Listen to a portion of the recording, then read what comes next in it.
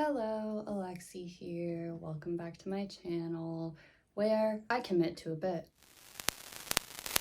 So, I've kind of been covering this drama for a little bit, but this old manual named Daniel Malloy, who was a two-time Pulitzer Prize winning journalist, has recently written a memoir about a vampire, and he insists it's all real. Interview with the Vampire. The drama all over YouTube, TikTok, whatever. I'm sure you've heard of it. The thing is, I just happen to know somebody that was at that original interview in Dubai. And while I am still unconvinced about the existence of vampires, my friend has given me some insider information about that interview that was not published in the book, and my friend might have signed an NDA, but I sure didn't. Also, final reminder, if we were using like the metaphor of a TV show potentially, what I'm talking about right now would be season 2 of this metaphorical TV show.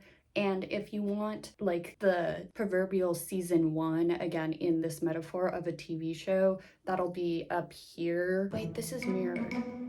It'll be somewhere up here and also in the description. Oh, also, if you hear any snoring in the background, that is my very old dog. And my very old dog supports lesbians and I support lesbians, and there are lesbians in the show. So like if if you're saying, oh, I don't want your dog there, like why do you hate lesbians? Okay, let's get into it for real, for real. So if you'll recall, where we left off is that Louis and Claudia had killed their maker slash Louis's lover slash Claudia's father, Lestat, over here. And they had made their way to Europe to go look for other vampires. The thing is, it's not going super well. My friend told me that Louis actually kind of circled around that subject to begin with. Like he spent at least one day talking about like the ins and outs of World War II.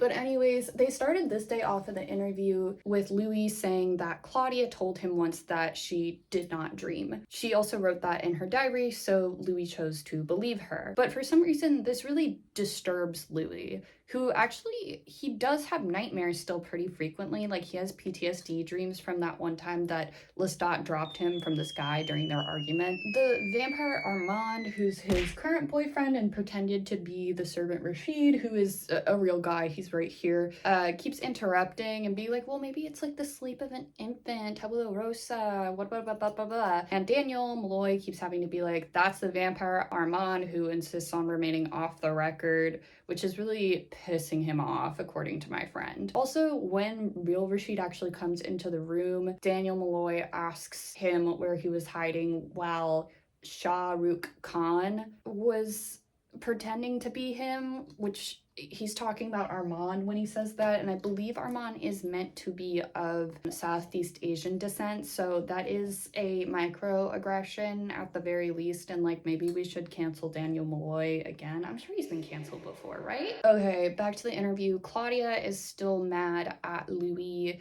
because he refused to burn Lestat's body back in New Orleans, which means that he like low-key could still potentially be alive. But little does she know that she could be even madder because Louis is hallucinating Lestat's dead body and Lestat like talking to him. And he threatens to kill Louis. He's just gonna wait until Louis is finally happy and then find him, and then also, I heard somebody somewhere call this Lestat hallucination Dreamstat, which I like, so I'm gonna go with that. So he's Dreamstat now. They finally make their way to Romania, where they find garlic and crucifixes all over this village that otherwise looks pretty abandoned. But everybody is actually in this big town hall, and they're clearly scared of something. They meet a random British guy, and he's dating this lady, Amelia. The British guy's named Morgan. They ask, like, why are you all in this weird town hall? And Amelia is like, well, there's something out there. It could be Germans, it could be wolves, it could be something worse. She then tells Claudia to go hang out with the other children. Claudia is having to pose as Louis's daughter again, which I'm sure pissed her off because she really doesn't like having to actually pretend to be a child. Louis, then back in the present, realized that probably Amelia wouldn't have said the whole Germans, wolves, something worse thing in front of Claudia because she thought Claudia was a child. And Louis is actually super happy remembering this, and he almost kind of manically was like, we should get every detail right. And then Armand was like, hey, maybe now would be a good time to take a break. And Louis is like, no, I'm fine. The kids play a game. Whoever goes farthest into the woods wins, and they sing a creepy song while doing it. And Claudia is not particularly scared because she's a vampire, so she goes out into the woods.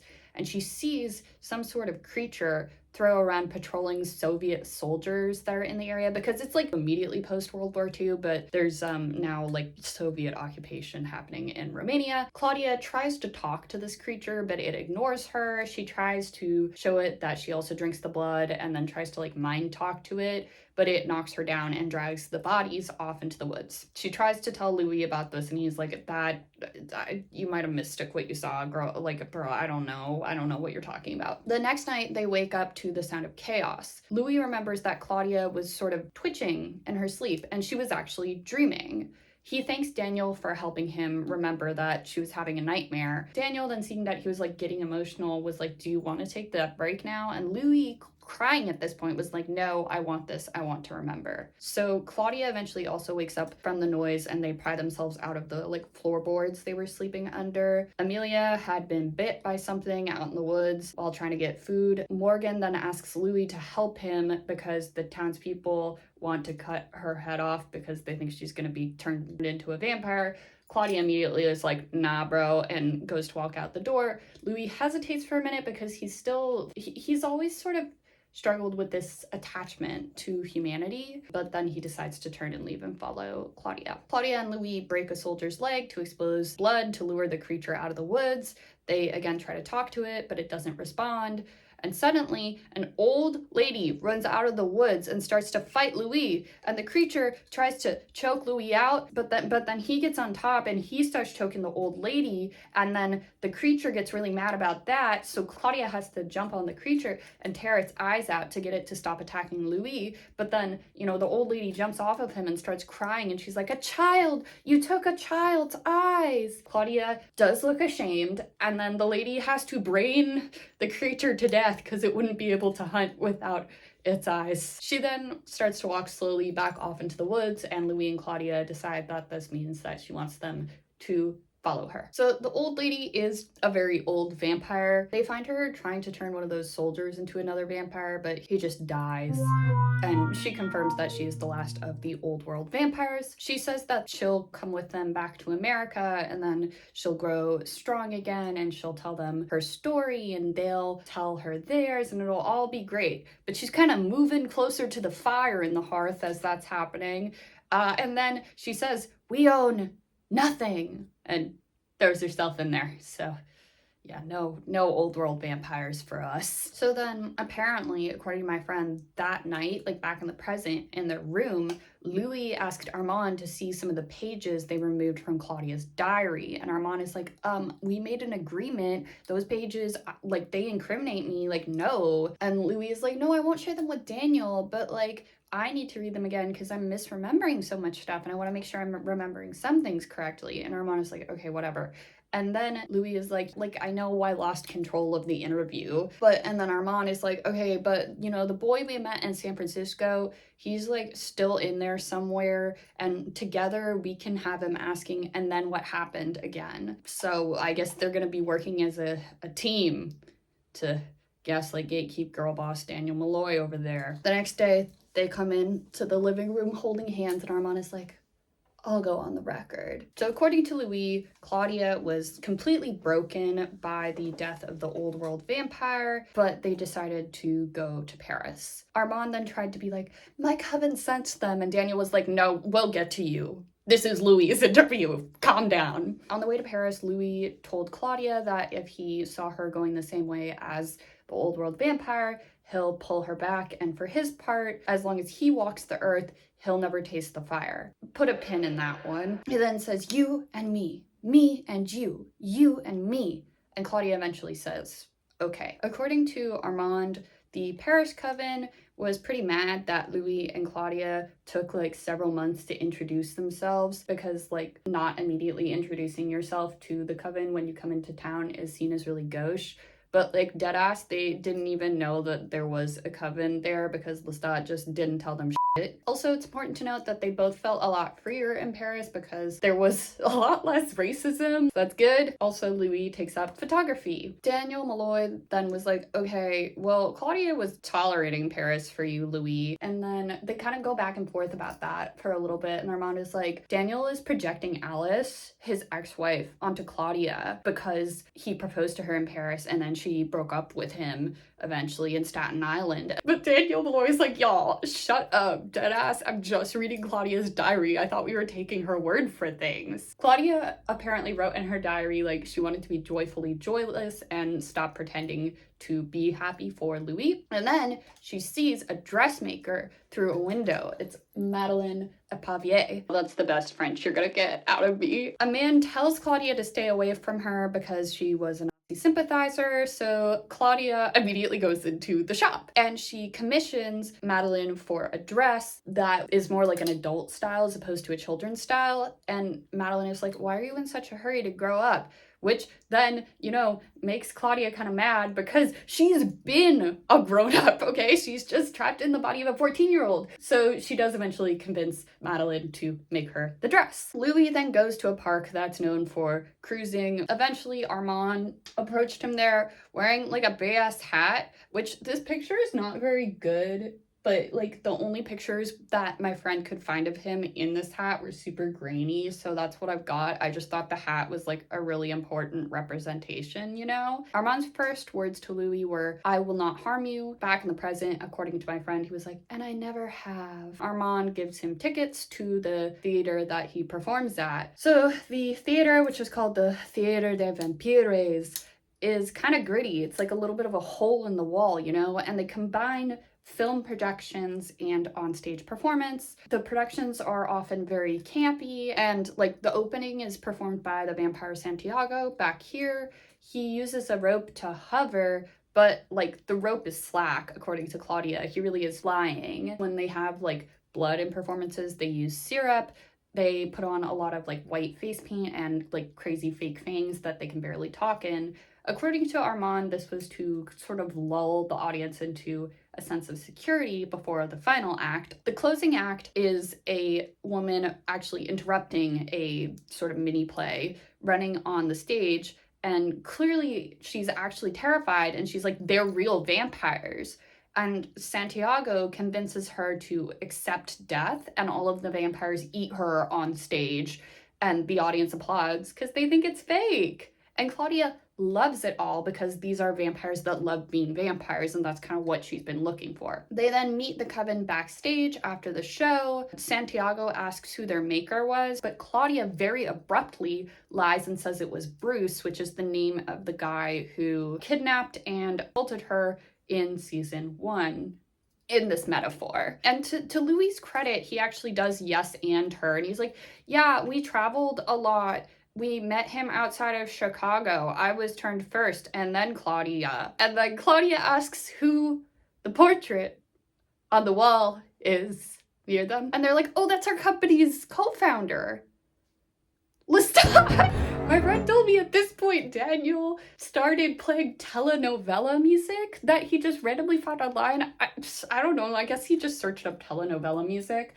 And Daniel was like, damn, I should have seen that one coming. And honestly, same Daniel Malloy, like, you really write all these vampires to be so interconnected. Also, Armand and Lestat dated. Apparently, these vampires did not notice when Claudia thought, like, oh shit, we killed him, because vampires can read minds, but I guess these vampires are just not paying a lot of attention. What she does here, however, is both Louis and Armand thinking about how much they like each other. So there's that. Back in the present, Daniel Malloy said, Lestat, Lestat, Lestat. Love of my life, or is it more like rebound of my life with you two? To that, Armand was like, hey, why are you making fun of Louis's pain? Like, he was going through a lot. And they start to argue, which then pisses Louis off, and he digs around in Daniel Malloy's head, and he recounts a memory of Daniel and Alice, specifically when Alice said no when he first proposed to her in Paris. And then he's like, and you felt freer to hold her hand there. I wonder why that was. And then Daniel's hand starts to shake because of the Parkinson's and all. But the thing is, as Louis is talking, he gets a flash of a memory half forgotten of Armand.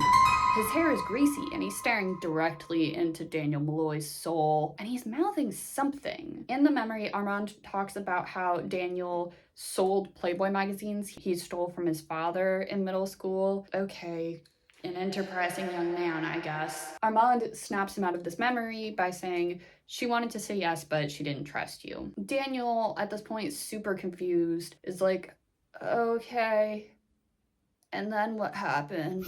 To answer Daniel Malloy's question, the theater company went on a hunt together. They rode super cool motorbikes to a mansion and then ate all the people inside that were like not following government rations and eating a lot of butter and sugar or whatever. Eat the rich, I guess, except now Louis and Armand are the rich and living in Dubai. Louis and Armand hung back and they flirted. Claudia, still super into the theater, attended a month of performances, but Louis nodded off one night during them because they perform the same thing every night, so Santiago at this point doesn't really like him. The next day, before another interview, Daniel actually ends up at a restaurant in the like skyscraper where Louis and Armand have their penthouse apartment, and a random guy sits down next to him and starts talking to him, and then he's like, I see that they've separated you from your laptop. And he's also like, yeah, these two vampires, they're clearly confusing you.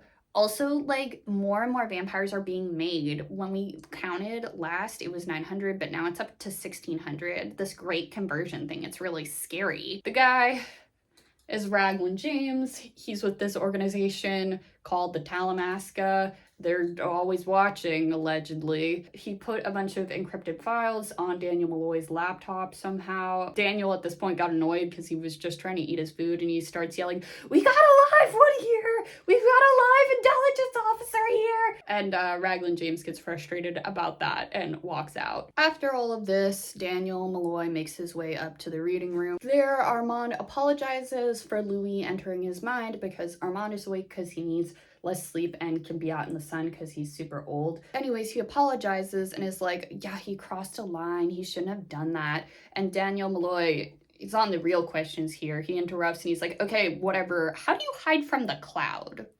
How much does all this privacy cost you? Armand, according to my friend, said, quote, data retrieval is about profits, so I suspect no one at Amazon is trying to sell us blenders. That's like really specific. I wonder what's up with this blenders thing. Also, they're meant to be like pausing and waiting for Louis, but Armand just loves to yap and he's like, yeah, Lestat's vision was pretty prophetic. Like, vampires no longer being shadows crouching behind stones, but like instead sort of out and proud kind of vibe, you know? And Daniel Malloy's like, what are you talking about? And Armand is like, well, if you insist on asking. In 1557, I became the leader of the coven, the Children of Darkness. They had like hella medieval laws about like, I don't know, basically ritually bleeding themselves and not having any fun ever and being really scared of crosses. But for 239 years, Armand did keep discipline, but he was sort of starting to lose his grip. And then Lestat rolled into town. By town, I mean Paris. And he starts sweeping all of this shit away, right? He reveals himself to mortals every night by like performing on stage. And he's not technically saying like, oh, I'm a vampire to people, but like he's still more on display than vampires are supposed to be according to the Children of Darkness. He also takes a human lover, and the Children of Darkness are like fascinated by the fact that Armand can't bring him under his control, and also like nothing bad is happening to Lestat while all this is happening. Armand eventually is like, mentally come to me, to Lestat, which is a Lestat classic thing to say to Louis. This is what happens when y'all share boyfriends. When that doesn't work, Armand confronts him and uses his powers such as freezing time and throwing Lestat and Nikki with his mind to kidnap Nikki and force Lestat to come say hi to the Children of Darkness who live in a sewer. So Lestat does come and say hi in the sewer. He actually comes with a gift for them, but instead of it being a bottle of wine, it is a giant crucifix. And he throws the cross on the ground and he's like, see, it's just wood, y'all. You don't have to be scared of this shit. He then tells them to leave the prison that Armand made, grabs Nikki, and just walks out. Back in the present, my friend said that Daniel Malloy said you led him there to destroy it all. And Armand apparently responded like, yeah, so I'd been thinking that shit for like 50 years, but they wouldn't have believed it coming from me, so yeah, I just wanted Lestat to say it, man. The children disband because of that. There's too much cognitive dissonance, you know? Eventually, Lestat comes to visit Armand, who's still chilling in that sewer. And I was like, hey, like, why don't you come to a theater performance with me? Also, like, what if you taught me vampire stuff, like freezing time and throwing people with your mind? Apparently, they were standing, like, really close together at this point. Armand was like, hey, what's up with your human boyfriend, Nikki? And Lestat is like, yeah, I turned him, but he didn't take to the gift. And Armand was like, yeah, I could have told you that would happen. He's really fragile. So then they drink from each other and just kind of are horny. I've said this before and I'll say this again. I jokingly call this book vampire erotica, but for the book talk girlies out there actually is not really any spice in this. It's either makeout scenes or, and we'll talk about this later, like fade to black. So if that's what you're looking for, like, this might not be the book for you. It's more just like erotic vibes, you know? Armand does go to this theater thing, Lestat performs, and then he mentally is like, okay, what if we did a vampire theater? The Theater de Vampires. And also, look, some of the surviving children of darkness are like here in the theater. Like, you know, what if we did Paris Coven, but it's a Theater de Vampires, you know? So that's what they decide to do. Also, at one point, they fuck in a theater box while Nikki, who is playing the violin in the orchestra, is down there and Loki sees them, which is just back in the present. Apparently, Daniel and Armand just were staring at each other like. And Daniel was like, okay, so you're just gonna end it there? And then at that point, Louis walked in and he was like, yeah, Armand taught Lestat the mind gift, which is where you can throw people with your mind and read minds pretty well or whatever. And then he was gone a week later. Like, he just used Armand. Lestat will always be for Lestat. And then Armand was like, yeah, I said I love you to Lestat. And then he left me. And I was like really scared to say it for another however many years until Louis. Aww. So Louis and Claudia have started renting this apartment in Paris, right? And back at that apartment, Louis is like, okay, we need to get our story about Bruce straight. And he's like, okay, can you tell me more about what Bruce looks like just in case they ask? And she does like describe some stuff to him and it's really upsetting. I don't super want to go into it because of that. But she also says that he kept her under floorboards for a week. And when I read that, I was like, oh, like that's probably why she was having a nightmare back in Romania, was because they had to sleep under those floorboards. So that was kind of an interesting through line. Like, good job, Daniel Malloy, with that one. I guess this is why he's an award-winning writer, even if it's for nonfiction. But then at that point, Armand came into the apartment and was like, hey, Claudia, you're always on time to the theater because you're working backstage right now, but have you ever been early? So she runs out, and really what he wanted to do was spend time with Louis without his sister daughter there. And Armand is like to Louis, show me where you go at night, because he's manic pixie, he could fix me, you know? So they end up walking along the Seine. Louis doesn't want to join the coven, which is causing some tension because vampires are not supposed to be without a coven if they're in a city with like a big coven, you know? Armand still like keeps trying to pitch it because it's causing a lot of tension between him and the coven that he's letting Louis be an exception. Dreamstott then butts in and is like, hey, Armand likes you. Did you know that, Louis? Dreamstott, they're on a date. Basically, I think that Louis knows that Armand likes him. Louis then tells Armand that the coven thing isn't his problem. I'm out here finding myself. I'm having a hot girl summer, but there's still room for you, Armand. So Louis and Armand would go out. They, at one point, were debating morality in a bar. Lestat didn't like talking about the nature of like morality and vampirism and good and evil with Louis, so it's nice that he's found somebody that supports his hobbies. That's very cute. But then Louis starts hallucinating Dreamstott playing the piano and singing, you little whore, you only want him because you're feeling blue. Come to me.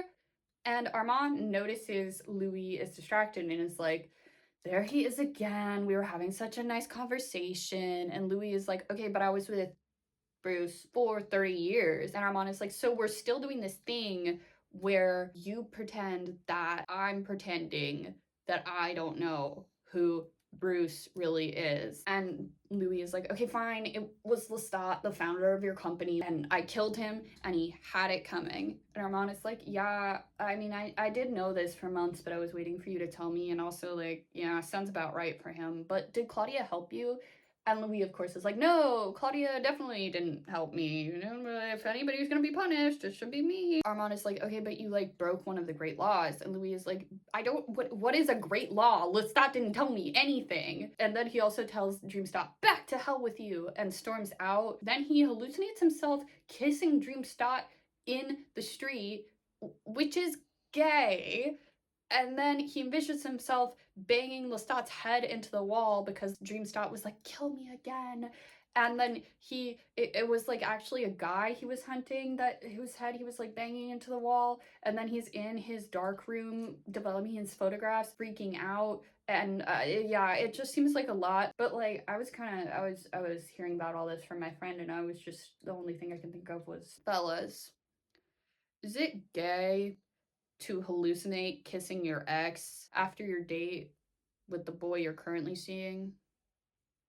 Fellas, is that gay? Claudia asked him to come to her coven induction ceremony, and he's like, of course, yeah, of course I'll go to that. That's important to you. Real Rashid interrupted the interview and was like, oh, hey, this lawyer for a client is on the phone and like wants to talk about these paintings he's buying. And Daniel Malloy is like, I'll just go take a piss while you guys do that. I'm old, you know, you gotta go piss, queen. But according to my friend who like kind of saw this, he actually started looking at his new files on his computer, and he finds like a digitized newspaper clipping that says that the theater was burned down. Also a little chat box with Raglan James pops up, and he's like, here to help, and Daniel Malloy is like, fuck that shit, and minimizes the window. Back to the interview. Santiago mentally warned Armand that Louis' kills are being found and reported on, and it's basically just bringing unwanted visibility, which is dangerous when you're a vampire, and that if he isn't going to be able to recruit Louis, the coven wants to know what he plans to do with him. Implication, they want Armand to kill him. Armand agrees to do what must be done after Claudia's induction ceremony. Santiago is also like, you imprisoned my maker in a weird crypt we have in the basement for doing less than Louis. And Armand is like, shut up, okay? Be quiet. At the induction ceremony, Santiago reads her the 5 laws. That part of the ceremony is for members only, so Armand takes Louis for a walk in the catacombs. Just gonna read you the 5 laws that I have noted down real quick. They were also in the book, so like you can go look up the page number or whatever. So the first one is each coven has to have its own leader, and that leader is the only one that can be like, okay, you can make another vampire. The second one is that the dark gifts making a vampire cannot be given to, I'm quoting here, sorry, the crippled, the maimed, or children. Why did Daniel Malloy write his vampires to be ableist? So the third one is vampires can't commit to writing the history of the vampires, which is not good because we know Claudia loves her diaries. Fourth one, vampires can't reveal their nature to a mortal and let that mortal live. Fifth one is vampires can't kill other vampires unless the coven leader says it's okay, which not great because they did kill Lestat. If any of those laws are broken, then that vampire that broke the law has to be killed. Also, another fun and exciting thing is that Claudia's getting a starring role in the newest play that's going to be running for 50 years at the Theater des Vampires. She's playing a child. She's going to be playing a child pretty much every night for 50 years. So in the like catacombs where Armand is supposed to be, you know, killing Louis, he summons fire, and Louis is like, you know, your first words to me were, I will not harm you. Also, yeah, a bit of context here. Daniel Malloy's vampires can read minds, hover with something called the cloud gift, throw people using their minds, which I think that's what the mind gift is, and also they can make fire appear out of nowhere. All of this is starting to sound like Avatar: The Last Airbender, to be honest. But yeah, Louis reminds him that his first words to him were, I will not harm you. Louis also asks to be beheaded instead of burned because, you know, he's seen what that does to vampires because they burned Antoinette, who was Lestat's lover. He also asks Armand to look after Claudia, Armand is like, oh, actually, she low-key won't need that because vampires that are made that young, their minds kind of unravel and they go crazy and they destroy themselves, you know? And Louis is like, okay, just don't give up on her, okay? You don't know that to be true, you know? Armand finds he cannot kill Louis and they surface from the sewers. Armand has just walked him home. Aww. They kiss and then Louis invites him up to his apartment where I'm sure they do not super safe for work stuff, but again, it's Fade to Black, like Book Talk girlies. If you want spice, probably not the book for you. We gotta talk about My Baby Loves Windows, which is the play that Claudia was forced to perform. I have access to the original script via my friend, and I also managed to find a very shaky recording from a high school production of it. But yeah, it's not good. Basically, the plot of the play is that Claudia is a baby who thinks she's a bird and wants to fly out the window, and her governess keeps having to stop her from flying out the window and literally nails her foot to the ground to stop her from doing that. And then she also sings like, no, I don't like windows when they're closed. I want to be where the wind blows. Kind of like that. It's just like a very childish song. If you think about it, I saw somebody point this out online. Low-key, Louis' deceased brother, Paul, talked about birds a lot because Paul had what would probably in modern day be called schizophrenia. And he talked about like the birds telling him things a lot, and he jumped from the roof of their house, which is how he died. Back in the present, Daniel Malloy asked how Claudia liked being infantilized. According to my friend, Armand and Louis started talking over each other. My friend remembers Armand being like, oh, you know, she was fine with it. And Louis is like, she had issues with it, but the play was a hit and did bring the theater back into the limelight. However, the Coven was unfortunately bitter about it all because they hated that song. Eventually, Claudia got pissed off and bored, and she no longer was putting her heart into the show. Amana's like, that is an insult to the Vampire Sam who wrote this, and it's an insult to the Coven that you're not doing your best. And she's like, the audience just wants to follow the bouncing ball. They do not care, like, if I'm not putting in my full effort. Also, I'm a fierce vampire and I am trapped in the body of a 14-year-old girl, and I'm reminded of that every night. She asks to be put back on backstage work, and Armand is like, no, again, you're disrespecting the Coven, and to rediscover your passion for Baby Lulu, you have to wear your costume at all times. And I heard this and I was like, Louis, is this your man? He's like better than the evil blonde bisexual, but still, oh my god. Santiago points out that Armand hasn't exactly been putting his all into the Coven, and then the Coven starts to try to have an intervention about Armand's relationship with Louis in front of Louis, which is wild. And then Santiago is like, are you and Louis companions? And Armand says yes as Louis says no, and I fear that I would have to leave Paris if that happened to me. Like, Armand staying in Paris, stronger than me, man. And then some of the girl vampires get into a fight because they're jealous of each other because they have a love triangle with Santiago. And, you know, I've seen some photos of Santiago, like I have one here, and like, honestly, there. Daniel then asked if they were the only ones that survived the fire, and Armand was like, you were not provided that info by our people, like what? And then as Armand says that, Daniel Malloy remembers like shiny shoes walking around a really shitty apartment floor, and he hears a voice, Armand's voice, saying, enterprising, is that what makes you fascinating? In high school you told a girl you'd only do her if she put up. Daniel then woke up, managed to be like, oh, my researcher found it, she thinks that we're doing something on post-war Paris. Anyways, Claudia, diaries. Why don't we talk about Claudia and her diaries? Let's do that now. So Claudia's chore, even though she's on stage now, is to put the bodies of the people that they eat on stage for the finale in the body box, which is just like, it's kind of like a compost bin, actually. They put the bodies in one box and then they open up like a grate and the rats come and eat the body. That's her chore. In the same room, there's also like crypts. They were described to me as almost looking like those like trays in the morgue, and that's where vampires that like break the great laws are kept. to slowly starve to death. So that's great.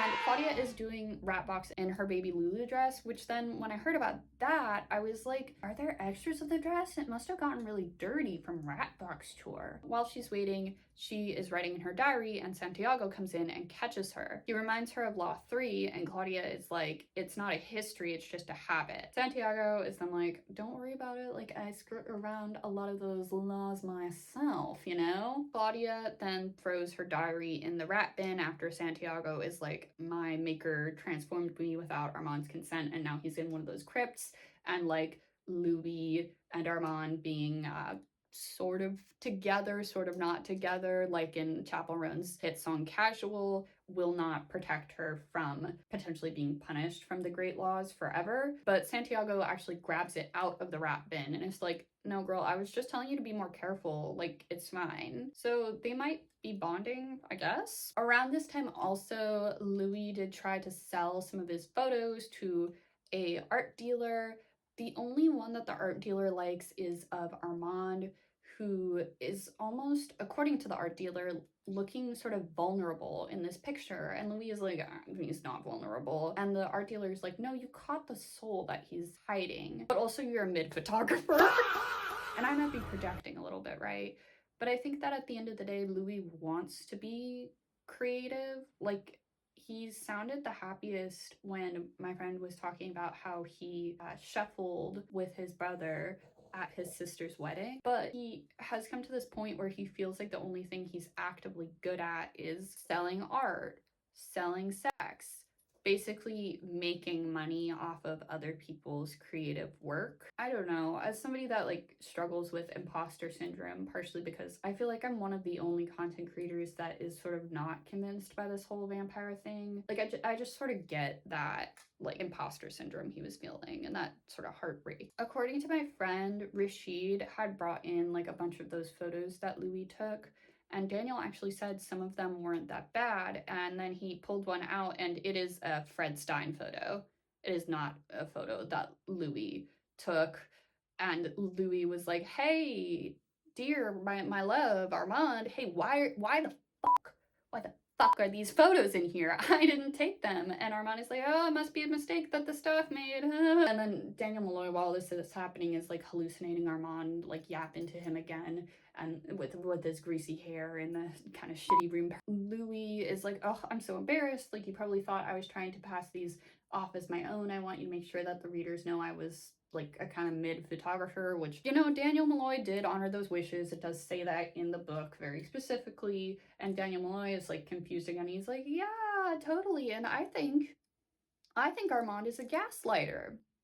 So we'll see if he's a gatekeeper and a girl boss. We'll keep that open. Claudia then invites Madeline to come see a French performance of My Baby Loves Windows. And afterwards, Madeline is like, yeah, my favorite part was when baby Lulu died. And actually, that was my favorite part of the play too, because that's when it ends. Claudia, after that, offers Madeline a ride home. Back at the dress shop, Madeline is working on a dress for Claudia. Madeline tells her that she doesn't really have a family because they all died of TB. Also, when she came to Paris from the countryside, she slept with a 19-year-old Nazi. And apparently, she said, and I quote, I wasn't inviting Hitler to stay in France, I was inviting a frightened boy to cradle my tits. And that's why she's been sort of ostracized by the people in her street, and people are like painting swastikas on her windows and that kind of thing. You know, I love that Claudia has made a friend. I love that Claudia, like, you know, has a woman to flirt with potentially. I don't have a lot of sympathy for Madeline, to be honest with you. Armand then asked Louis on a date. This time he actually took him to the Louvre. He keeps telling the guards to rest to get them to stop trying to chase them out of the museum, and I fear that that is a date that would work on me. Louis then says he doesn't like seeing Claudia in a baby doll dress all the time. It makes Armand look weak. And Armand is like, okay, but I'm not Lestat. You keep talking about like me flexing my power and then apologizing. That's just not me. Dreamstott is there, by the way, on their date again. And together Louis and Dreamstott say, okay. And then Louis says, who are you? Like, tell me who you are. Trigger warning here, I am going to be discussing kidnapping, slavery, and child abuse. If you don't feel like that is something you can sit through, I will have a timestamp somewhere over here that you can skip to. Armand takes Louis up to a painting, and in the painting there is a boy that looks like him. Armand says that it is Amadeo. The painting is entitled like something about like a loan from a benefactor. That benefactor is Armand's maker, Marius de Romanis. Armand served him with all of his heart and sort of basked in his mercy and that kind of thing because Marius de Romanis bought him from a brothel. Armand had been forced to work as a child because his parents put him on a boat from Delhi that they thought was like a ship for him to go get work on, but it was a slave ship. Back then he had been called Arun, but he doesn't really remember if that's true because it was so long ago and the trauma of the brothel was such that he just doesn't remember a lot. He worshipped Marius de Romanis almost, it sounds like, because Marius rescued him. But at the same time, he said, like, Amadeo had a skill and I would sometimes be donated to friends if they came into town. I was the loan that was talked about in this painting. So it sounds like even though Armand really like glorified his maker in a lot of ways for rescuing him, the abuse still did continue. He only was turned after he got super sick and almost died. He got the name Armand from the coven in Rome after they set fire to the studio that Marius worked in. They set fire to Marius as well, and then they sent him to lead the coven in Paris, the Children of Darkness. He asked Louis verbatim, "Who am I, Louis? Am I the history I have endured? Am I the job I do not want? I do not know. No one has painted me in over 400 years." So that's heartbreaking. Meanwhile, Madeline has figured out that Claudia is older than she looks. Claudia tells Madeline that there's something in her that sort of wants to go bang, and Madeline encourages her actually go bang and then pick yourself up and dust yourself off and then eventually go bang again. You get used to the cycle like the weather. Basically, Madeline is like, let Claudia crash out, and I agree with her. Claudia deserves to crash out if she wants to. But then Armand kind of is like, hey Claudia, get your ass over here. You did not do rat chore. And he pushes her against a wall and is like, most people in my position would not treat you better than you treated your maker. Uh-oh. Louis then starts burning his photos as Dreamstott watches, and Dreamstott says something that I was thinking, which is you can't think of this as a waste of time.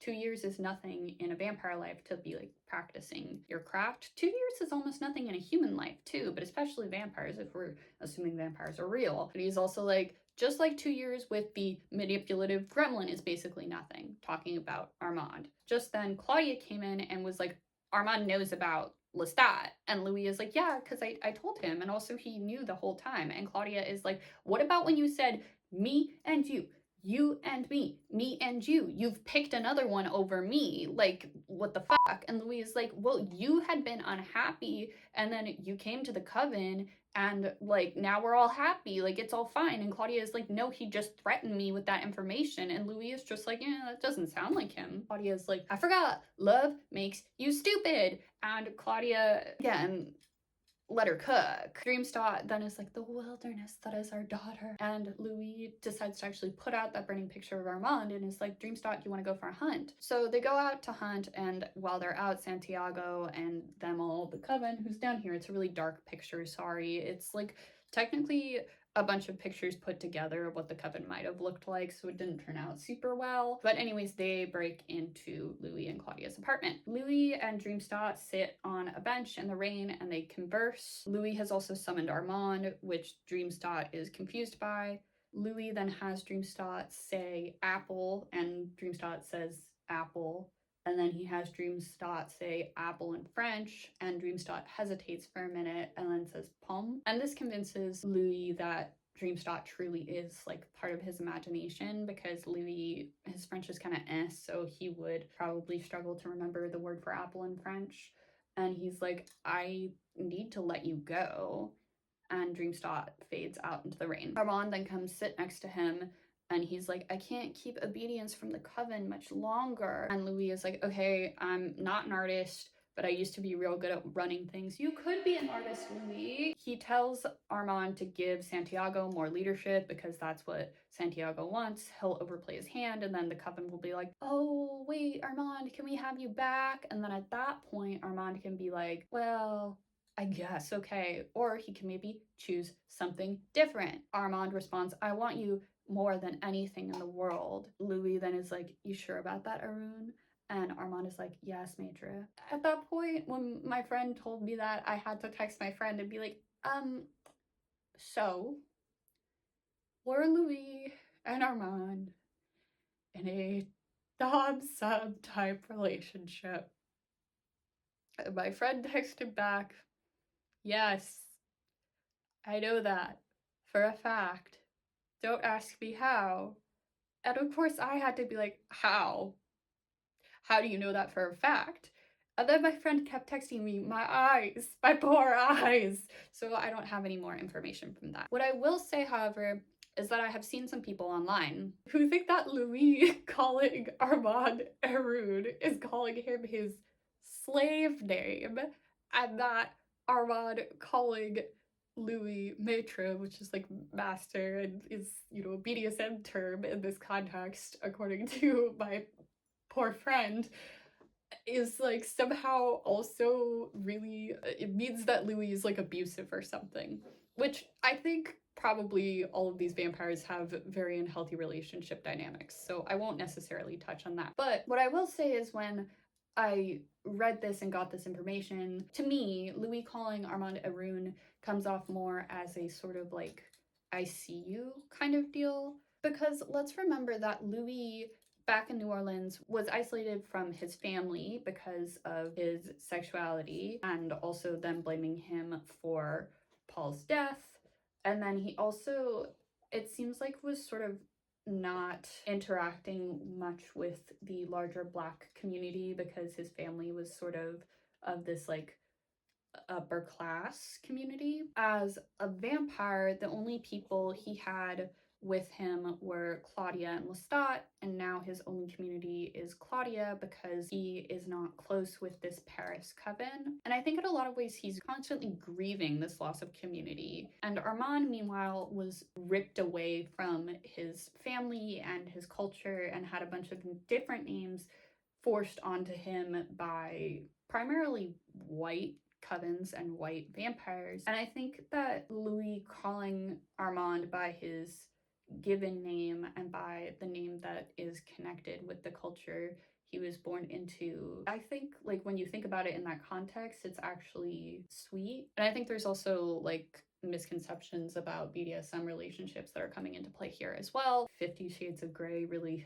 set y'all back. Anyways, let me get off of my soapbox, which is really just the crates and crates of Interview with the Vampire signed copies that are coming to a bookstore near you, probably, and talk about the interview again. Unfortunately, according to my friend, they did find out later that Santiago, while breaking into Claudia and Louis' apartment, did read Claudia's diaries, where she recounted how they were planning to kill Lestat. So everybody in the coven now knows that they killed their beloved founder of the theater company, Lestat de Liancourt. Back in the present, my friend heard Louis and Armand arguing. Louis was like, "For Fred Stein's in the album, you made me look foolish. Do you think I need to be like coddled and hyped up?" And then Armand was like, "Okay, are you sure you weren't the one who put them there? Like, you seem to be forgetting a lot these days." Meanwhile, Daniel apparently was remembering, "Even as she cried a splinter of coldness in you, is that what makes you fascinating?" And also he remembers Louis saying, "Don't be afraid, just start the tape." Then as they're still arguing, he searches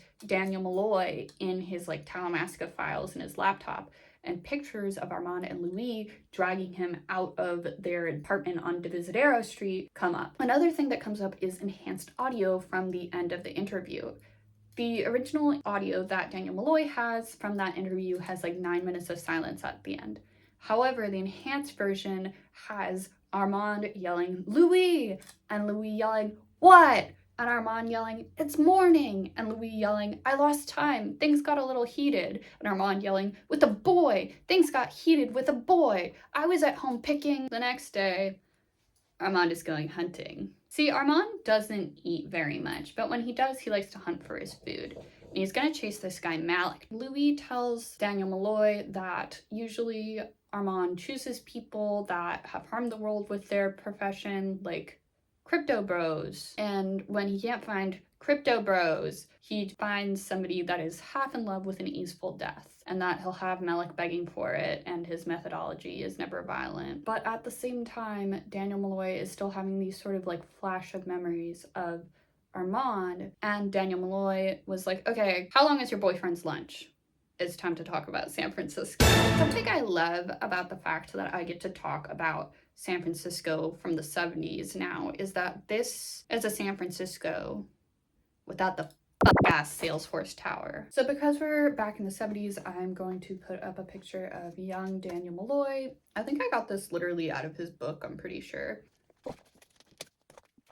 What Daniel Malloy last remembered was Louis asking him back to his apartment because Daniel said that he wanted to interview him, and also Louis was like, yeah, I have drugs also. At the time, Daniel Malloy was really struggling with addiction, which he's talked a lot about like in his memoir and just, you know, in articles and stuff. He had just remembered Louis asking Armand if he wanted to join them, and Armand being like, no, have your fun, I guess. Back at the apartment, Louis showed Daniel his coffin, and Daniel thinks that it's a sex thing, and he's like, okay, I'm into countercultures. Daniel also asks if he's the first guy that Louis brought back to the apartment. Louis says he's like the fifth, and then offers him a lot of drugs. Daniel does a line, and then he notices that Louis is kind of like gazing off sadly out of the window, and he's like, hey baby, like maybe I could cheer you up, and starts taking off his fucking shirt.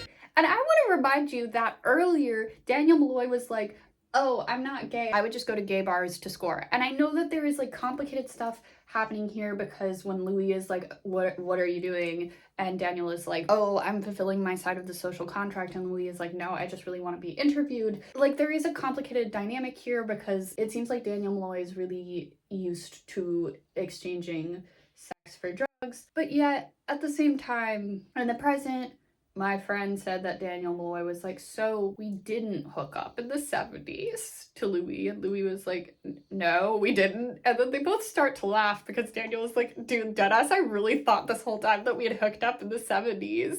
And Louis is like, do you want to hook up now? Which, like, what? But yeah, Louis is like, I basically gave men drugs and ate them every night, and you offered something sort of different. Back in the 70s, Louis had once again been like, I'm a vampire. And Daniel was like, I'm curious to know why you believe that. And then Louis lunged at him and showed him his fangs. Daniel was like, okay, man, I guess I believe you, and started to interview him about his life as a vampire. So in the interview, Louis basically eviscerated Lestat all the time. He's like, he was a sousier out of which nothing fine could be made. I was cheated having him as my maker and a teacher. Daniel Malloy is like, yeah, fuck that guy, you. Daniel Malloy is your friend who is like, I don't know what is going on. I don't know what you're talking about with your ex, because I did just meet you, but fuck that guy. But then it gets to the point eventually where Louis is talking about when Claudia left to go on her train adventure to Europe, which then Lestat dragged her back from. And unfortunately, Daniel is super flippant about it. Daniel is mad that Louis was going to sit out in the sun and let the sun do what the sun does to vampires. And he's like, you're wasting the gift. Claudia is clearly dead. Like, what if you turned me? I could be your Lestat, I could be your Claudia, but better. And then Louis was like, this, after all I've told you, is what you ask for, boy? And then Daniel was like, yeah, well, you don't know what human life is like. I mean, you've forgotten, man. You don't understand the meaning of your own story. At which point Louis attacked him. And Daniel was like, I kind of did deserve that, now that I think about it. And then he's like, okay, but like, Louis, what if I played you this enhanced recording that I have right now? What if I played you that? Louis starts to remember after hearing the enhanced recording that Armand pulled Louis off of Daniel, and was also mad because Louis had drank Daniel's blood, and Daniel was high, which means now that Louis is high, because that's how it works. And he's also mad that Louis didn't even realize it was morning. He's like, I was at home picking lint off the sofa. Damn, dude, get a hobby. And then Louis is like, I said to join us. And Armand is like, the night's gone, the room's soiled, and I gotta clean it up once again. And Louis is like, this is boring. You're boring. Colorless, flavorless, dull nights, dull weeks, dull months, suffocation by the world's softest, beigest pillow. 10 hours spent with Daniel Malloy was more fascinating than decades spent with you. Louis said some awful stuff about how Armand was groomed into a little bitch by his maker. Armand is like, my daughter was my sister, was my throw pillow. And eventually he starts just going, Lestat, Lestat, Lestat, Lestat, Lestat, Lestat, Lestat, Lestat, Lestat. Much like Daniel Malloy did earlier in that interview. Louis is like, I talked shit about him the whole time. And Armand is like, yeah, well, you talked about him the whole time. And then Louis, who again is high and is like just relived so many memories and like was thinking so much about Claudia, starts freaking out and he's like, can you hear her? She's calling me. Louis from the present at that point told Daniel, like, I don't remember any of this. But as Daniel keeps playing the clip of like the door to the apartment closing and then it sounds like another door perhaps to the roof opening, he does start to remember. Armand ran after him and pulled him back into the apartment from the sun. Remember when I said that Louis told Claudia that as long as she walked the earth, he would never taste the fire? Louis then remembered being in horrible, horrible pain. And back in the present, my friend said that he said, pieces of my life are just like gone and I knew who I was without these pieces. But Daniel was like, okay, dude, we need to like not freak out for a second. We got to get the big picture first. And then together they start weaving back what happened. Armand had Daniel like frozen to a chair, basically, and Louis was shouting from the other room, like, leave him the f alone. And Armand is like, he has brought 128 boys here, hooked up with them, and then drained them. Like, what makes you so interesting? And then Daniel is like, please, man, I could be on my knees in a second. Armand is like, oh, barding with desire, is that what makes you fascinating? And then Armand is like, actually, you know what? I want you to teach me how to be fascinating. Louis then begged Armand to leave him alone, and Armand slammed the door. This is then when he talked about like the whole Playboy thing, him having sex with a girl with a paper bag over her head. And he's like, you know, is that what makes you fascinating? A splinter of coldness, being enterprising, blah, blah, blah, blah. And then he's like, do you find me boring? And Daniel's like, no, I don't find you boring. And Armand is like, do you want to hear my story? And Daniel's like, yeah, I totally do. He says, my first memory was being run down by slavers in Delhi. My second, and then he stops because he doesn't trust Daniel with those parts of his story. And he's like, an eager black hole. I'll keep digging. But I'm not hopeful that there's much more to you, Daniel, other than a hole. That's what she said. At that point, Louis was begging Armand to put him in his coffin, just like how Lestat's words were, put me in my coffin, Louis, Louis. Armand, though, was like in a trance because a little bit of time has passed and he's speaking to someone. Armand then gives Louis some of his blood and he's like, I listened to the tapes and it was just as I suspected, Lestat, Lestat, Lestat, Lestat. And then he continued quoting again, did I catch you in a fantasy where the boy somehow fumbles his way to publication, where Lestat strolls past a bookstore, your book displayed in the shop window, where he buys himself a copy, reads your nasty embellishments, and comes chasing after you again? Armand then is like, you know what, fine, I'll fulfill that wish for you, and offers to act as a radio between Lestat and Louis because they can't mind communicate themselves because Lestat made Louis. And actually the whole time Louis was like, no, I actually don't want to talk to him. But Armand still is like, I'm going to speak as Lestat now. Apparently Lestat said, Louis, mon cher, you wanted to say something to me. Are you okay? Like, baby girl, are you hurt? And eventually he also said, I love you. But Armand refused to tell Louis that he said that. So then I asked my friend, like, hey, how did you know that he refused to tell Louis that Lestat said I love you? But my friend was still on being traumatized about how they know that Armand and Louis did BDSM and they were still texting, my eyes! Armand then tried to get Daniel to rest, which is accept death, and he's like, it'll feel like a bath, like honey on your tongue. Rest. And Daniel's like, bro, I don't want to rest. I'm a bright young reporter with a point of view. But then Armand does like kind of convince him by like cleaning his neck and then like cradling his face and starting to bite him. And like, bro, these vampires are f***ing gay. These vampires are gay, and I think Daniel Malloy is getting caught up in that gayness. I keep forgetting that this is like low-key fiction. It just gets so real sometimes. Louis then actually at that point hobbled out of his coffin and was like, let's let this one live as a testament to our companionship and stuff. And Armand is like, are you asking, Maitre? And Louis is like, no, Arun. So then they decided to start wiping Daniel's memory and like giving him more drugs and dropping him off in a drug den. But before all of that, Louis like holds Daniel and is like, listen as though I am God or an angel talking to you, telling you this room doesn't matter, this night doesn't matter. You're not inconsequential or a junkie. You're a bright young reporter with a point of view. There are stories that need to be told. If things ever get bad again, these are the words you'll hear in your mind like a tape. And I read this. I think I'll have a page of Daniel Malloy's very self-indulgently named memoir, Haight-Ashbury, up here somewhere.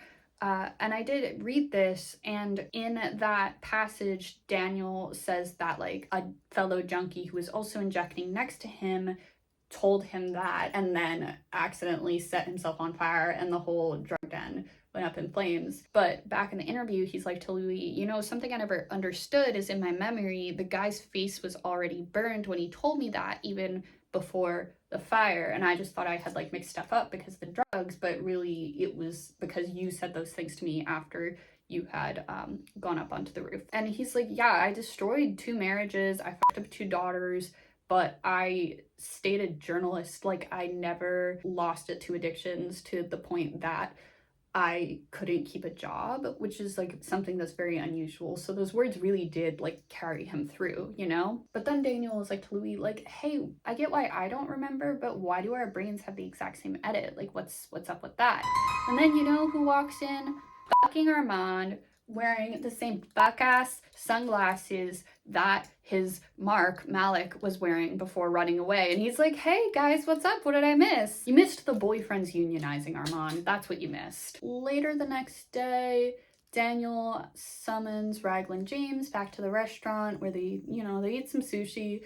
And Daniel is like, hey, so the Talamasca, can they like protect me from these vampires? Because like I'm scared I'm not even gonna get out alive, man. And Raglan James is like, no, like we're really bad at keeping people alive, like dead ass, but we can publish your book under our imprint. And Daniel's like, I already got a publisher. And Raglan James is like, no, your publishers will bury it because of the vampires and we'll actually get it published. Also, at this like restaurant meeting, Daniel figures out that real Rashid is also Talamasca, which, you know, we know Daniel didn't die and the book got published. So back in Paris, Armand is taking Louis' advice and he's letting Sam Barclay write a full-length play. They usually do like kind of short vignettes starring Santiago. Armand thinks it's good that he's keeping an eye on Santiago, but there aren't any rules for women in the play. And the women are looking for Lestat. Daniel is then like, so you didn't notice that there was like mutiny brewing? Like, you could read minds, which is also what my friend was thinking when they heard this. And Armand is like, no, but like I was in love with Louis, like my mind was clouded. And then Louis, who's like still mad at Armand about the mystic memories, is like, or you got lazy. Then Daniel Malloy did read out Claudia's last diary entry, which was, I've found something better than a diary. Fuck these vampires. What's going on with that? Well, let me tell you. Drunk Parisians have come to paint a swastika on Madeleine's window again. She gets mad enough that she throws a really heavy iron on them, which shatters the window. Trigger warning for attempted assault, timestamp here. They then get in through that window and 2 men drag her into the back. A guy across the street doesn't do anything, and the woman in the group is like, your neighbors don't care, like scream all you want. But you know who does care? Claudia, because she comes in and she eats them all. I love her, but Madeleine does see her drinking blood and starts to freak out, but Claudia's like, okay, save your freak out. I gotta clean up right now. Don't run, it'll look suspicious, and I don't want you to get in trouble. But we can talk after I finish cleaning up. Madeleine is like, and Claudia's like, yeah, I'm a vampire, but we don't have time right now. I'm trying to clean up right now. Claudia then lets Madeleine read her diaries. Madeline is like, what's it like to drink blood? And asks if Claudia wants to eat her. I guess Daniel Malloy is not the only monster fucker over here. Louis then comes in and is mad that Madeline now knows everything. He asks if their relationship is romantic. They both say no at the same time, but Madeline says not yet. Claudia says she's been a third her whole life, and she finally wants to pick one thing, and the thing she chooses is Madeline. Madeline is gonna be her companion. Let's go lesbians, let's go lesbians. Claudia can't make another vampire because she just doesn't produce enough venom because she's small. And she also doesn't want Louis to make Madeline into a vampire because she doesn't want any more of Lestat's blood just in the world, you know? And Louis is like, well, Lestat's blood was good enough for us. And Claudia was like, well, it's not good enough for her. Let's go lesbians. So Louis asks Armand to do it. And actually, Armand at first refuses, but then Louis is like, well, can you imagine me without the burden of her? And like, she would leave if you made Madeline into a vampire, about Claudia. And he says that in front of Claudia, which is wild to me. Claudia then asked Louis about the like, without the burden of me thing. Like, did you mean that? And Louis was like, you know, it got him through the door, so does it really matter? You know, whatever. Armand, meanwhile, goes to talk to Madeline and tells them to like close their minds off while he does that.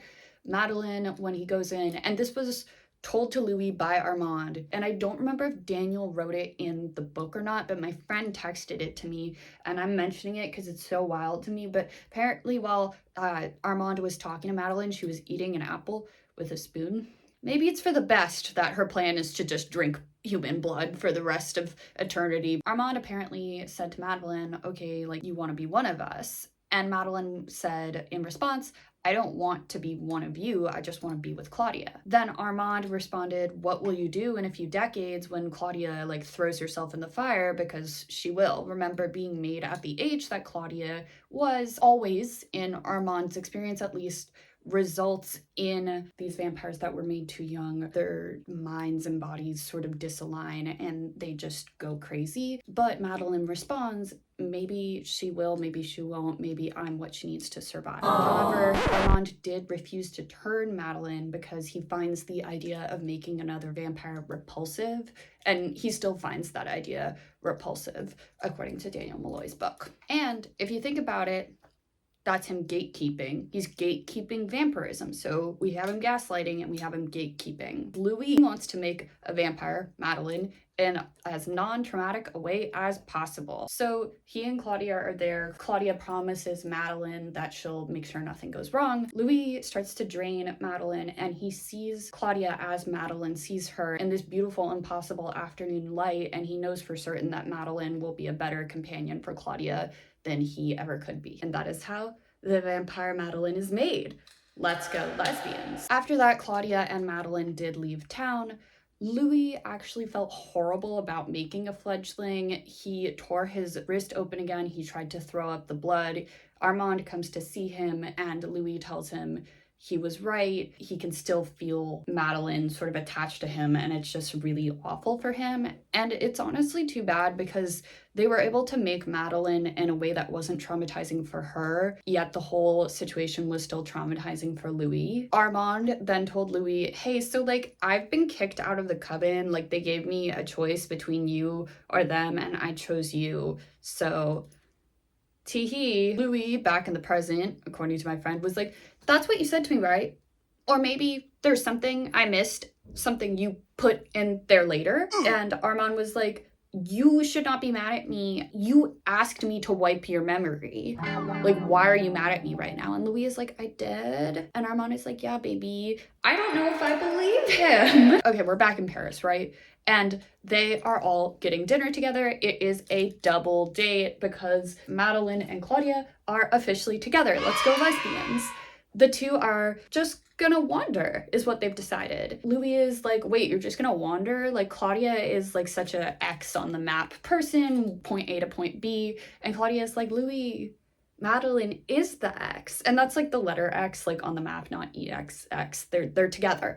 Let's go lesbians. Madeline is confused why she can't read Louis' mind, and when she asks, Louis starts off with the whole Lestat spiel of like, the architects of art, design, blah, blah, blah, blah, blah, but stops himself, and he's like, it's just the way it is. He's breaking generational trauma. Madeline also is like, well, I can't read your mind, but I can feel how much you care for Armand. Aww. Why don't you want him to know how much you love him? Armand is having a smoke outside while she's saying that, and she's taking a drag, and by she, I mean Santiago, who is coming with a sack.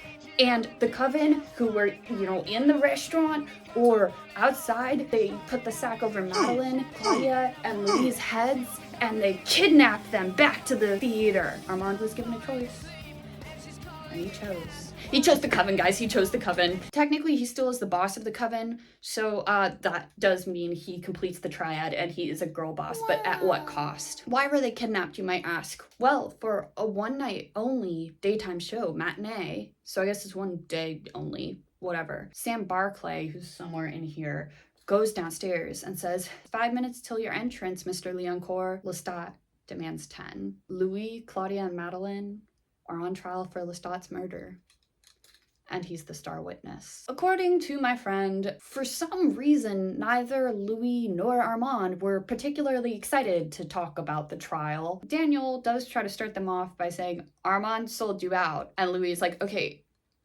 I'm talking now. He remembers clawing and straining at the sack over his head, searching for any sign that Claudia was still alive.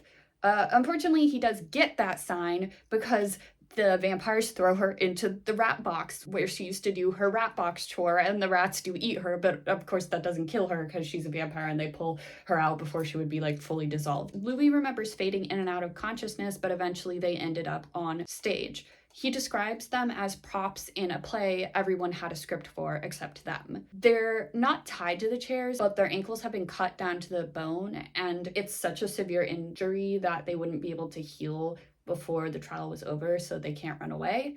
If they try to talk, the other vampires in the Theater des Vampires use all of their mind powers to like disorient them and confuse them. Santiago is like the one presenting the case, I guess, and the audience is the jury or whatever, and he's like, y'all are on trial for breaking the great laws about not killing vampires. Claudia tries to say, hey, we didn't know any great laws, and through the pain of all the other vampires like going with their mind beams, she yells that Lestat was trying to kill her and Louis. Santiago then reads out Claudia's diary with all of the plans on killing Lestat and all of that. And then, because that's, I guess, not enough for them, Lestat comes out to be the star witness. Also, there's like color animation projections playing behind them. Santiago is like, this is a story of butchery, because he's very camp, he's very dramatic. And Lestat is like, no, this is a story of love. Lestat cannot be put on a script. He keeps going off script and it's frustrating everybody. Santiago says of Louis, he was disreputable, cold, and violent. But Lestat was like, well, he was forced into corners by his race. And you might be like, wow, Lestat, like, that's pretty mature of you that you're recognizing that #ally. But, no, he's not being a #white ally. No, because he says that Louis was the one that happened to show up everywhere and be like, come to me, which we know that that's a Lestat classic that he got from Armand. Louis, through the coven mind dreams, is able to be like, it was Lestat who said all of that and who showed up to my brother's funeral. And then Lestat is like, how do you know it wasn't your own words that were like spoken into the darkness, reflecting your desires, and I was just indulging them? Like, speaking of gaslighters, oh my god. Like, this trial, I was given the script for it, right? And it was so hard to read, honestly. Like, it was really upsetting. According to Lestat, Louis called him to the church and offered him his companionship, and that's why Lestat turned him. Then Santiago tells the audience, like, the reason that vampires need companions is because the worst thing a vampire can feel is loneliness. And then Lestat very dramatically touches one of the audience members' hands so that that audience member like feels his deep vampire loneliness. And the man starts crying and he's like, shame. And then everybody is like, shame to Louis. And then Lestat is like, yeah. And then one night, one of Louis's infrequent kills upturned the city. And he said like that I was always going to be alone. And it was just really traumatic for me.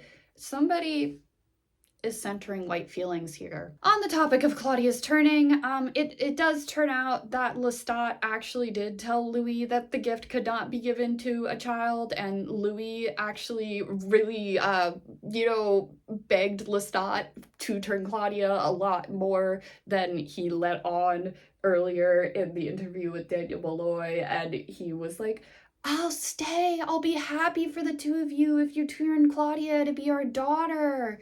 And Lestat actually did warn him, like, she will be miserable and you will love her. Which, like, it's lines like these from the book where I'm like, wait, maybe, like, this isn't fiction because you're telling me that this old guy wrote that? At the time, Louis did tell the jury that's not how it happened. But in the present, he did tell Daniel Malloy that is how it happened. Even though Lestat tried to warn him, he begged Lestat on his knees for him to turn Claudia. And Lestat did. Lestat then is like, well, Claudia then left for 7 years to kind of wander around America, and then Louis was really mean to me about it. He was really depressed. So, like, the only thing I could do was have an affair with Antoinette. Like, it's the only thing I could do. Isn't that understandable? And of course, the audience agrees with him. As we know, Claudia came back, and then Lestat starts to recount their fight that he confirms did start with him choking out Claudia and ended with him dropping Louis from the sky because they were gonna leave without him. However, the stuff in the middle, the stuff that Louis said in his original story, it's once again inaccurate. He did take a much more active role in the fight. He also beat up Lestat pretty bad. Louis did call out to Claudia that they were done, which, Claudia wrote about in her diary, as I've discussed. Lestat then asked, hey, are you guys leaving me? And Louis is like, I am going to choke you out until your eyes pop, just like you did with our daughter. And then I'm going to chop your head off and I'm going to feed it to the lions in the zoo.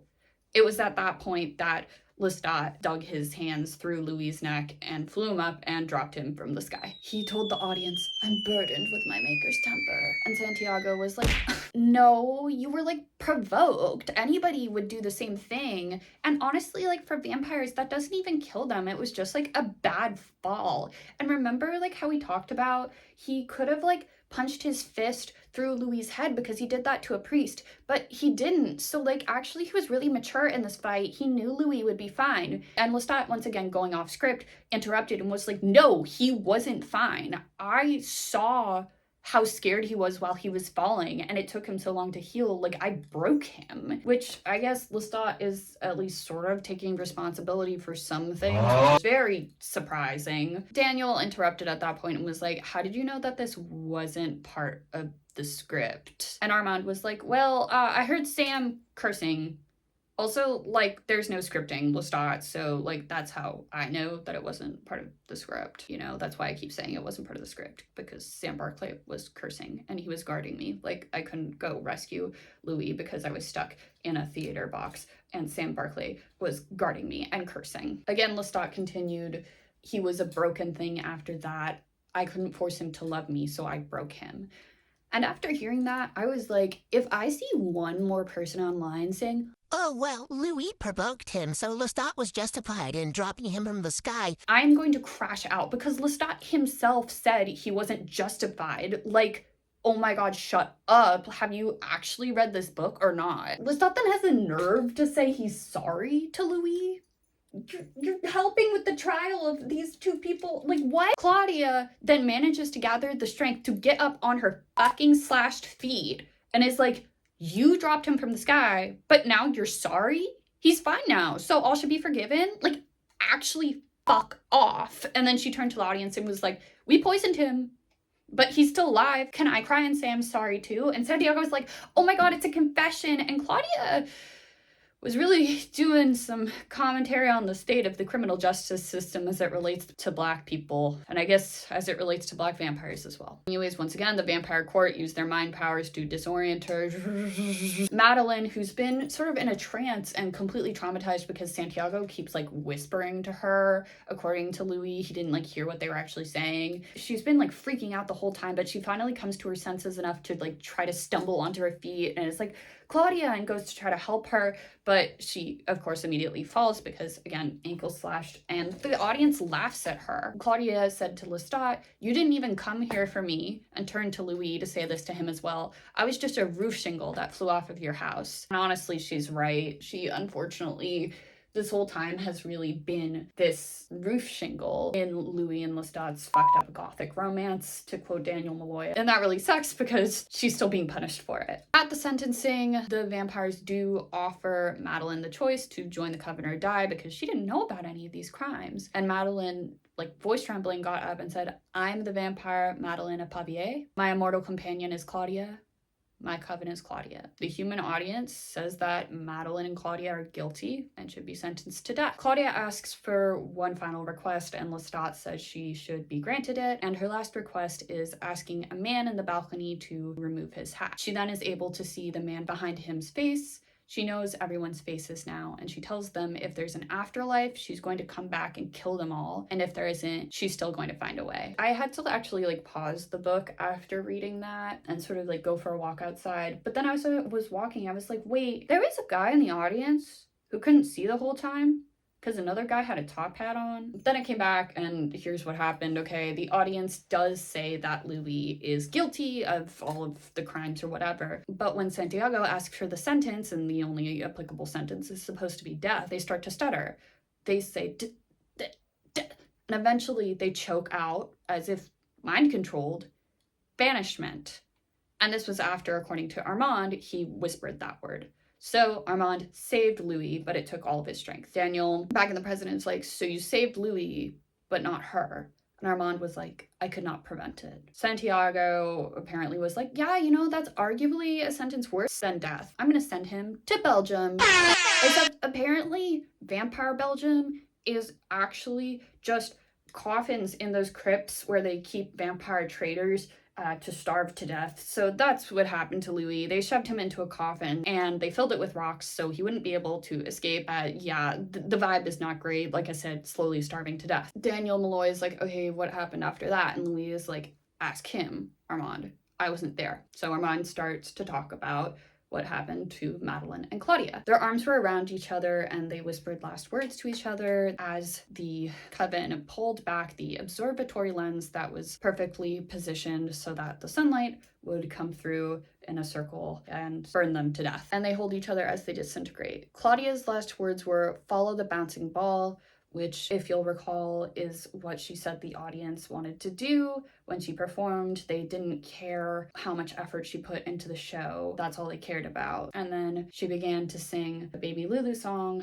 "No, I Don't Love Windows When They're Closed." She gave her back to the audience. Madeline disintegrated first because she was younger, and as Claudia turned to dust, she looked at Lestat, and Armand said that you could tell from the look on Lestat's face that the last thing she saw on Earth was him. Armand, for his part, is demoted and ridiculed by the coven. His new chore is Ratbox, which is in the room where the crypts are, so he can hear Louis dying. He says that once a vampire starts screaming from starvation, it's a sign that the end is near. Louis then told Armand and Daniel Malloy he didn't know he was screaming because if he knew he had the energy to scream, he would have self-immolated. Again, Claudia is no longer walking the earth. Eventually, Armand was able to swap an old coffin for Louis, fed him some of his blood, and was like mentally get out of Paris. With his newfound freedom, however, Louis decides to kill the coven in revenge. Good for him. If Claudia doesn't get to crash out, somebody else should. I just remembered that I take people's pictures off the boards when they die. As he's planning, once again, kind of manic, he hallucinates a random French guy that he killed, helping him think through the plan. I guess there's no more Dreamstat now that he knows Lestat is alive. Armand keeps trying to mentally reach out to him and be like, "Hey, what if you left Paris? What if you left Paris? Louis finally is like, were you the one that saved me at the trial? And Armand is like, yes. And that there was no way he could have saved Claudia. And Louis is like, fucking fine, just make sure you're not in the theater at curfew tonight. Daniel, while all this is happening, in his little chat with Raglan James that he has on his laptop, he's like, hey, can you give me a file? And Raglan James is like, sure. But at that point, my friend didn't know what the file was, and I don't want to go out of order for this story for you guys. Armand says that his prevailing thought at the time was, if I'm not with him, I am nothing, which is why he did decide to betray the coven, which, Jesus Christ, Armand. I think these vampires are traumatized. They're gay and traumatized. They all need to figure out who they are without each other, man. Louis burned down the theater, which kills most of the coven. But 4 vampires escape: Santiago, Celeste, Estelle, and Sam Barclay. Louis had rigged the motorcycles to explode because he kind of had planned for that contingency, so Celeste and Estelle die from that as they try to flee. Louis and Santiago have a final battle. Louis is like, Francis, I know your name used to be Francis, and your maker like regretted making you because you were super cowardly, and we're like, can I please be called Santiago? Or whatever. And Santiago is like, I used Claudia's ashes to pleasure myself at night. That can't be comfortable. Louis then, luring Santiago to like an alley that's surrounded on all sides, jumps off of a wall and cuts his head off in one fell swoop. Again, I think Daniel Malloy is sort of calling us back to this theme of floating and falling that happens a lot to Louis, often because of Lestat.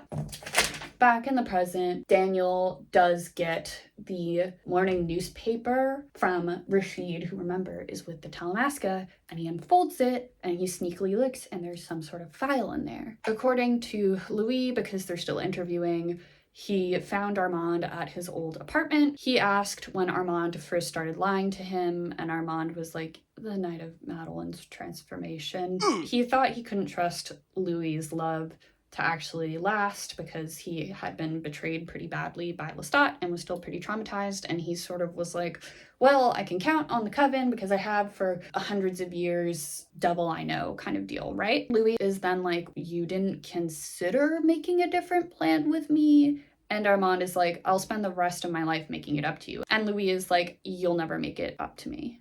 Anyways, let's go find Lestat. So Armand leads Louis to where Lestat is hiding out. He is in Magnus's lair. Magnus is the guy that made him, gave him a bunch of money, and then threw himself into the fire, which is why Lestat is particularly scared of being alone. However, Lestat does then tell them that all of the people that Magnus tried to turn before Lestat looked like him. They were blonde and sort of Nordic, which actually is like super creepy if you think about it. Louis says that he came to kill Lestat, and Lestat is like, well, I have the blood of Akasha in me. And both Louis and Armand are like, what does that mean?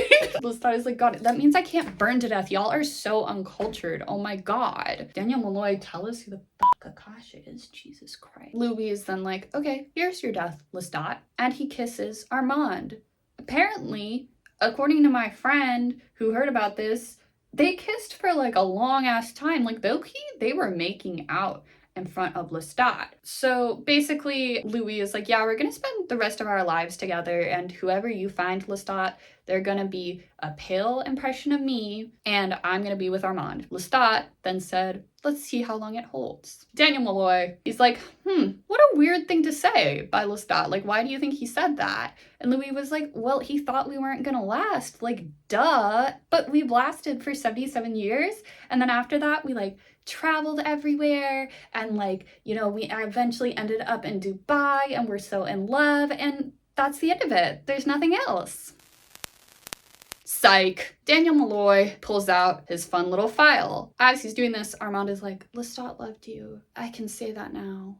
It must have sucked for him to see us leave, but we're like so happy now. Daniel, looking at his little files, like, hey, can I ask some follow-up questions? He starts with some softballs. He's like, you know, you remember Lestat mind talking to you a couple of times after you were turned, like just stuff that Louis could have easily misremembered. We also find out that Sam Barclay escaped and is now a DJ who wears a helmet on his head. What has Marshmallow been up to lately? Daniel finally is like, you know, speaking of Sam Barclay, it's kind of funny because at one point he's in two places at once during the trial. Like, you have him guarding Armand, you also have him burying you downstairs. And Armand is like, yeah, he was guarding me in the box. Louis must have misremembered. And Louis is like, yeah, I must have misremembered. Daniel is like, okay, jumping back to New Orleans, how many soldiers did Lestat mind fuck? That's quoting him. Out of the townhouse the night where you had your "this is not a life" argument. And Louis is like, I don't know, like 30? Why do you ask? Daniel is then like, okay, like, I know I'm jumping around a lot, but back to the trial, seems to me that there was more than one person in the theater that night that could have saved you. Louis was like, I mean, in theory, I guess. Then Daniel starts reading his file. It's the trial script. There are notes in it in Armand's handwriting. Armand directed the trial, and it was Lestat that saved Louis. He's the one that made everybody say banishment. For Daniel Malloy, Armand just took credit for all of that when the opportunity presented itself. Their 77-year relationship was built on a lie. That's what Lestat meant when he said, we'll see how long this holds. Armand is like, no, it's a forgery. And Daniel Malloy is like, it's from the Talamasca. They're always here. They're always watching. Sam was their guy in Paris. He gave it to them and then they gave it to me. It is not a forgery. Louis storms out. Armand runs after him and is like, no, babe, like, you don't understand. Meanwhile, on the chat, Raglan James is like, Daniel, you need to get out of there now. Daniel, however, is like, nah, I'm gonna like take my time, gather up my things. You know, I worked hard on this interview. From the other room, my friend says that they heard a crash. Louis had thrown Armand against a wall. He told Armand, you do not touch Daniel Malloy. I'm gonna leave now. When I come back, you had better be gone. And if you fuck with Daniel Malloy, I'm gonna kill you. Louis then tells Daniel, thank you, and uses the fire gift to set his laptop on fire. After that, according to my friend, Louis then went back to New Orleans even though there's a hurricane coming, and he's there to see Lestat, whom he finds because Lestat has a fledgling catching rats for him. So nostalgic. When he gets to the abandoned shack where Lestat is living, Lestat is practicing piano on like a piece of wood he's carved to have, you know, piano keys. And then he has a fucking Siri or like an Amazon Alexa or something playing the music, so he has to be like non-denominational home assistant pause music. Louis is like, Lestat, I came to see you. I wasn't just passing through. And Lestat is like, okay, where's your companion? And Louis is like, I'm companion enough for myself right now. Louis then asks Lestat, did you save my life in Paris? And Lestat is like, well, I gave you to Armand. Like, does that even really count as saving? He also says, like, you're smart. I knew you would figure it out eventually. Louis then apologizes for making nights awful for Lestat and not recognizing that what Lestat gave him, being a vampire, is a gift. He apologizes for making Lestat suffer because he was suffering, basically. He came to thank Lestat for the dark gift, vampirism, and for giving him future nights, as many as he can have, to learn to live honestly. Lestat then asks about that day, I guess technically, in 1973, and about Armand's call, and he asks Louis if he had hurt himself. Louis said, yes, I was thinking about.